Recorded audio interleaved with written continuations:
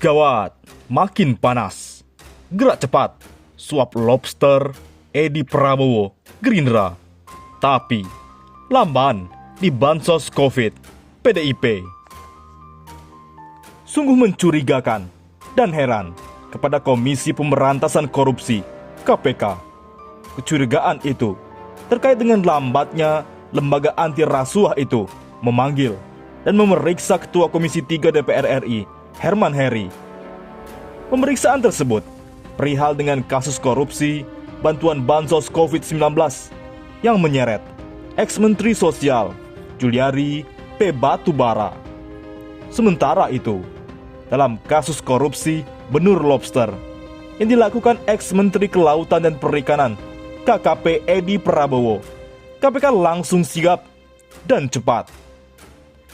Kasus impor benur, KPK begitu cepat dan sigap memanggil Jenderal Polisi, yakni Komjen Purnawirawan Antam November sebagai saksi. Tapi KPK lembek memanggil kasus korupsi bansos COVID-19 ini. Jadi pertanyaan, Prabowo Subianto berharap lembaga di bawah pimpinan Firly Bahuri itu secepatnya memeriksa politisi berlatar belakang partai PDIP tersebut. Menurutnya, takutnya lembaga di bawah pimpinan Firly Bahuri itu seolah takut dan terkesan anak buah Megawati Soekarno Putri di-backing oleh penguasa. Jangan takut, periksa Herman Heri dan Ahsanul seolah mereka di-backup oleh orang yang kuat di negeri ini. Tak hanya itu, Neta juga meminta KPK memeriksa Ihsan Yunus yang juga kader partai berlambang kepala banteng itu. Kemudian, Badan Pemeriksaan Keuangan BPK Ahsanul Kossasi yang juga diduga terlibat dalam kasus korupsi tersebut. Mereka telah disebut dalam berita acara pemeriksaan BAP dan diperjelas dalam persidangan di Pengadilan Tipikor Jakarta. Kata pengamat yang terkenal mengkritik lembaga TNI Polri itu, Neta Espane, mengatakan bahwa keterlibatan kader partai berlambang kepala banteng itu sudah terbukti. Keterlibatan Herman Heri misalnya terkuak melalui kuasa penggunaan anggaran atau KPA, sekaligus pejabat pembuat komitmen PPK Kementerian Sosial Adi Wahyono. Itu mengenai pembagian jatah kuota 1,9 juta paket sembako COVID-19 dalam sidang dengan terdakwa Hari, Fansida Buke, dan Ardi Iskandar di Jakarta beberapa hari lalu.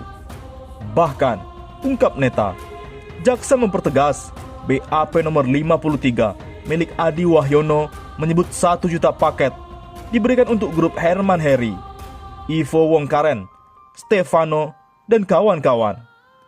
Kemudian, 400.000 paket kepada Ihsan Yunus, Irman Ikram, Yogas, dan kawan-kawan. Sedangkan, 300.000 oleh Matius Joko dikelola untuk kepentingan bina lingkungan dan 200.000 untuk teman kerabat kolega Juliari Peter Batubara.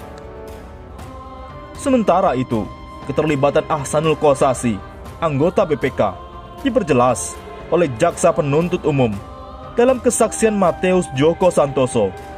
Itu membuat komitmen PPK pengadaan bansos sembako COVID-19 pada Direktorat Perlindungan Sosial Korban Bencana Sosial Kemensos yang membacakan rincian penggunaan 14,7 miliar uang yang berasal dari fee perusahaan penyedia bantuan sosial atau bansos sembako COVID-19.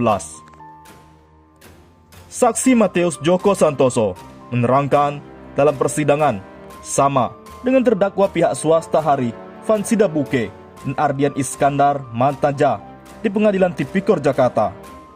JPU membacakan BAP nomor 78 milik Matius Joko Santoso tentang penggunaan uang tersebut adalah untuk operasional BPK 1 miliar yang diberikan melalui Adi Wahyono. Di BAP, menurut JPU menyebut nama Ahsanul Kossasi. Dengan adanya petunjuk tersebut, tambah Neta, dalam persidangan dan BAP itu, penegakan hukum harus dituntaskan KPK. Lembaga anti rasuah itu harus segera memeriksa Herman Heri dan Ahsanul sekali lagi. Para polisi penyidik di KPK, jangan takut pada Herman Heri dan Ahsanul. Di lain sisi, Iis mengaku dijatah Edi Prabowo 50 juta rupiah setiap bulan. Anggota Komisi 5 DPR RI, fraksi Gerindra, Iis Rosita Dewi, mengaku mendapatkan nafkah dari suaminya, Edi Prabowo, sebesar 50 juta rupiah setiap bulannya. Uang sebesar 50 juta rupiah itu diterima Iis ketika Edi Prabowo masih menjabat Menteri Kelautan dan Perikanan. Demikian diakui Iis Rosita Dewi saat dikonfirmasi oleh salah seorang jaksa penuntut umum JPU pada Komisi Pemberantasan Korupsi KPK dalam sidang lanjutan perkara dugaan suap terkait perusahaan izin ekspor benih lobster hari ini. Dalam persidangan ini, Iis bersaksi untuk terdakwa Suharjito. Sekitar 50 juta rupiah, jawab Iis, menjawab pertanyaan jaksa di ruang sidang Pengadilan Tipikor Jakarta Pusat, Rabu, 17 Maret. Jaksa heran dengan nafkah sebesar 50 juta rupiah yang diberikan Edi untuk istrinya, Iis Rosita, setiap bulannya. Jaksa kemudian mendalami sumber uang yang didapat Edi Prabowo ke Iis Rosita itu. Jaksa pun mencecar Iis Rosita. Ihwal uang Edi Prabowo yang dikelola oleh sekretaris pribadinya Amiril Mukminin. Jaksa menelisik penghasilan lain Edi Prabowo di luar gajinya sebagai Menteri Kelautan dan Perikanan. Amiril mengelola uang Pak Edi. Yang dikelola itu uang apa? Uang 50 juta rupiah ini kan gaji. Penghasilan lain, ada penghasilan lain Pak Edi saat jadi menteri? Tanya jaksa kepada Iis. Saya nggak tahu, timpal Iis menjawab pertanyaan jaksa. Iis menyatakan menerima uang dari Edi Prabowo dalam bentuk tunai maupun transfer. Ia pun mengakui pernah menerima uang dari Edi Prabowo lewat Amiril Mukminin. Pastinya pernah, tapi kapannya saya tidak ingat. Yang pasti itu sesuai perintah Pak Edi, dan biasanya Pak Edi memberitahukan saya, misal, "Mah, nanti Amiril ngirim uang," tutur Iis. Ia menyatakan sejumlah uang yang diterima dari Edi sempat dibelanjakan sejumlah barang mewah berupa syal, tas, hingga jam tangan saat berada di Amerika Serikat. Bagaimana menurut pendapat Anda?